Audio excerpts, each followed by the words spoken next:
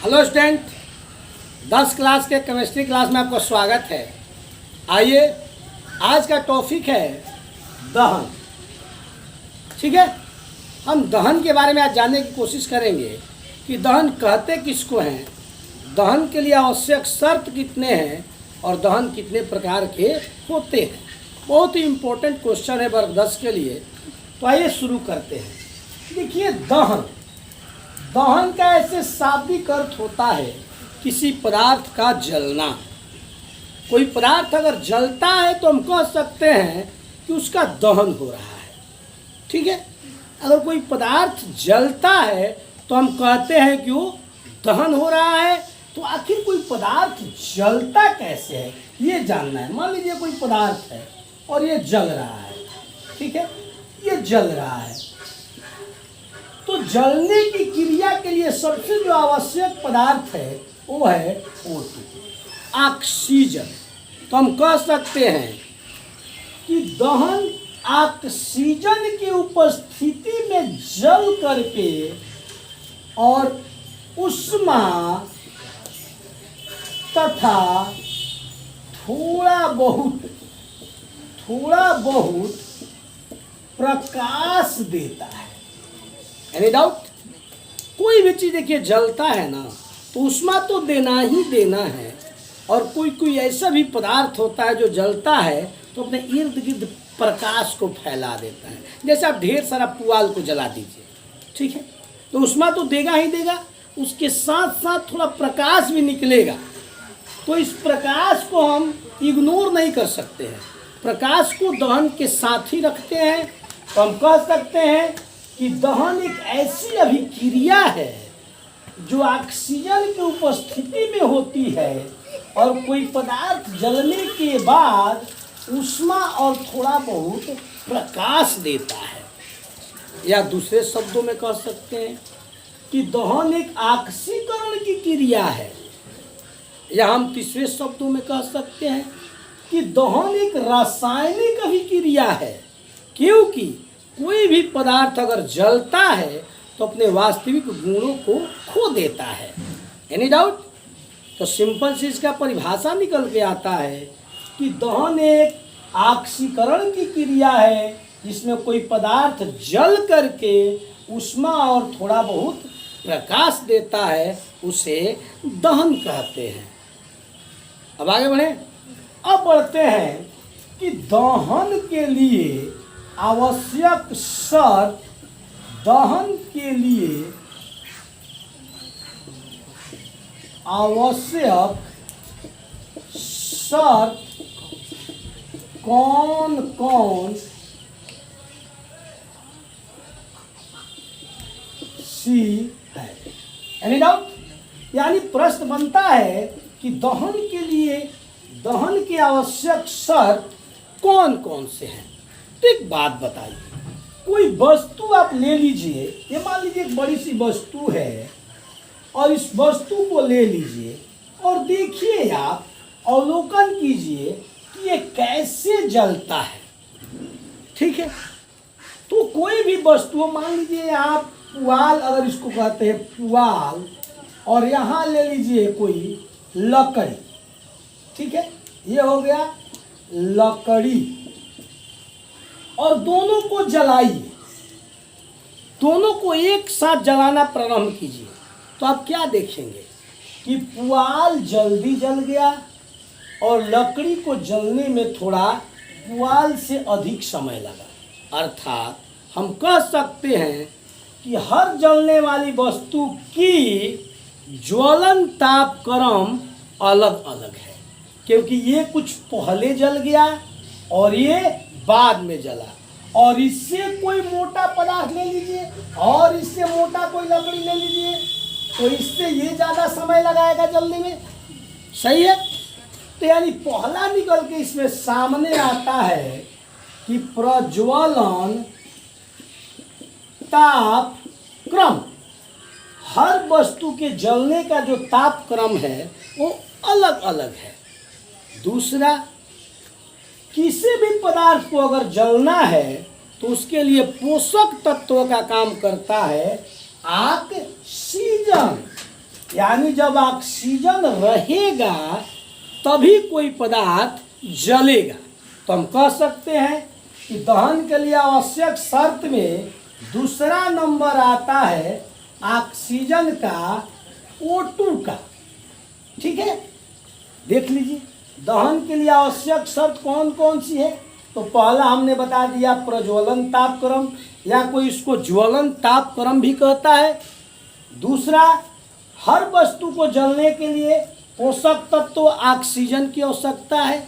अब तीसरा, यहाँ हम पुआल रख दिए, यहाँ लकड़ी रख दिए, यहाँ बड़ा लकड़ी रख दिए और यहाँ एक पत्थर रख दिए।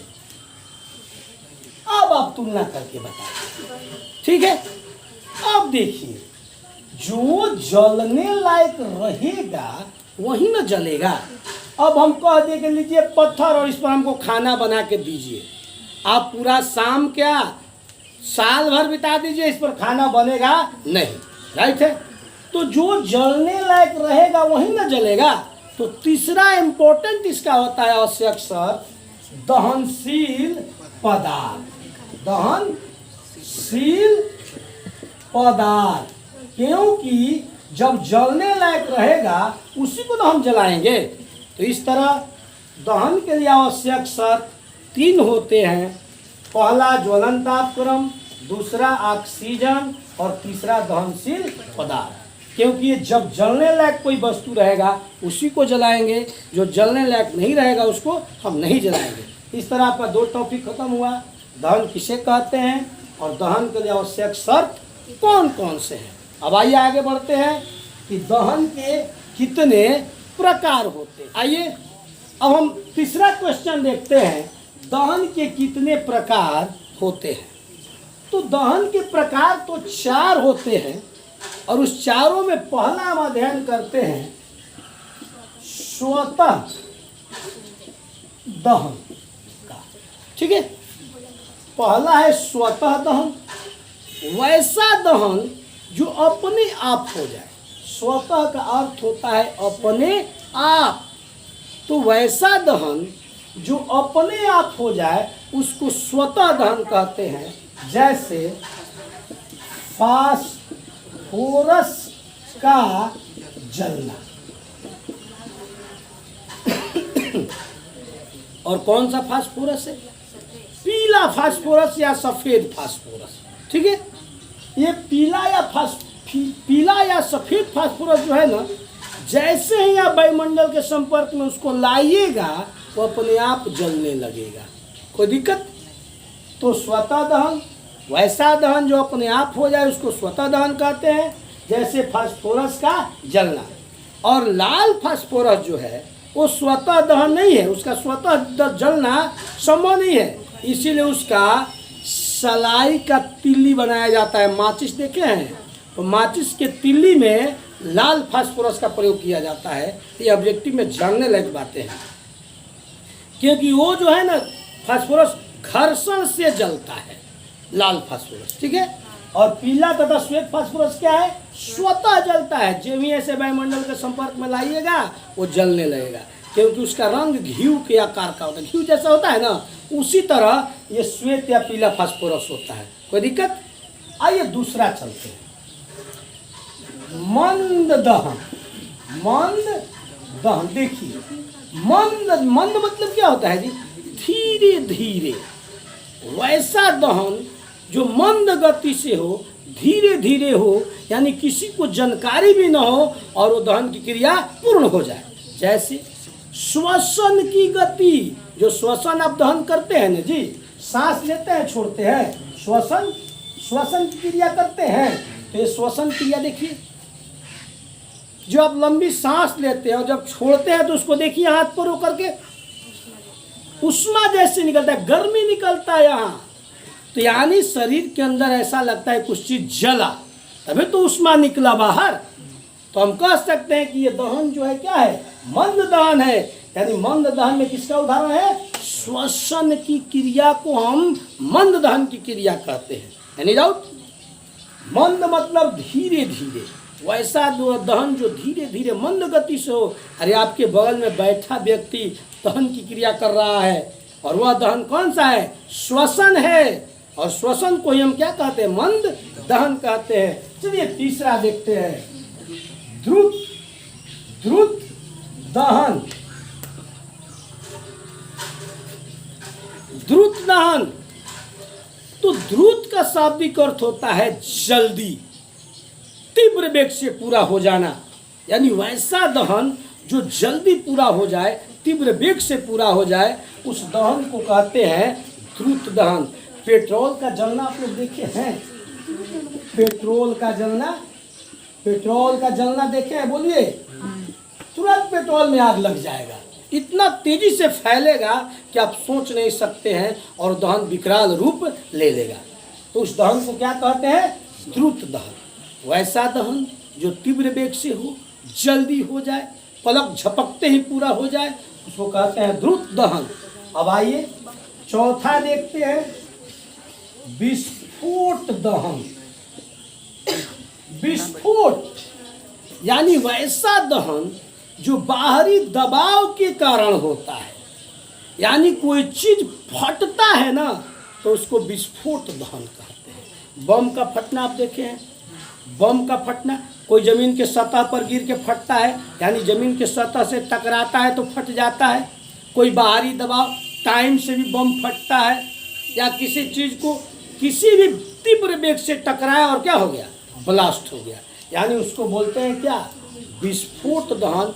यानी जो बाहरी दबाव के कारण दहन पूरा होता है और उसके कारण ऊष्मा निकलता है, उसको बोलते हैं विस्फोट दहन। जैसे बम का फटना, बम जब फटता है तो फटने के बाद देखिएगा बहुत ही ऊर्जा, ऊष्मा की विशाल राशि मुक्त करता है, और कितने लोगों को तबाह और बर्बाद कर देता है। तो उस दहन को हम किस श्रेणी में रखते हैं? विस्फोट दहन में। इस तरह दहन के कितने प्रकार हो गए? 4, स्वतः दहन, मंद दहन, द्रुत दहन और विस्फोट दहन। Any doubt? तो आज के क्लास में इतना ही, मिलते हैं नेक्स्ट क्लास में। धन्यवाद।